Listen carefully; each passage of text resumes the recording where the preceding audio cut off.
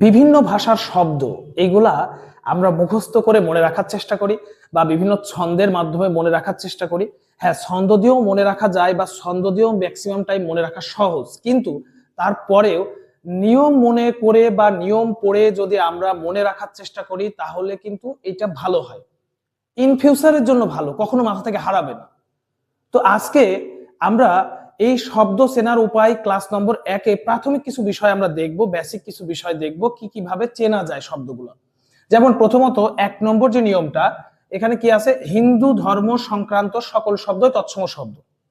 হিন্দু ধর্ম সংক্রান্ত কিন্তু যত ধরনের শব্দ আছে প্রায় সকল শব্দই কিন্তু কি তৎসম শব্দ।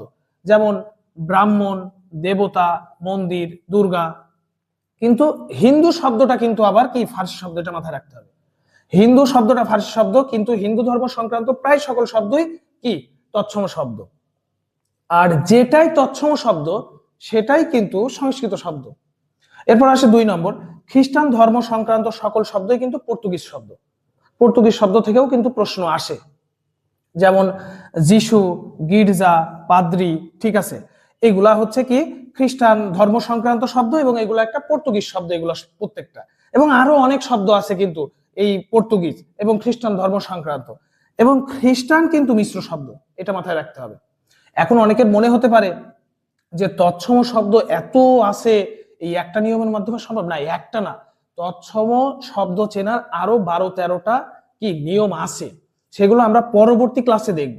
আমরা বিষয়গুলো দেখাচ্ছি যে এইভাবে আমরা মনে রাখতে পারি বা এই নিয়মগুলোর মাধ্যমে আমাদের সহজ হবে।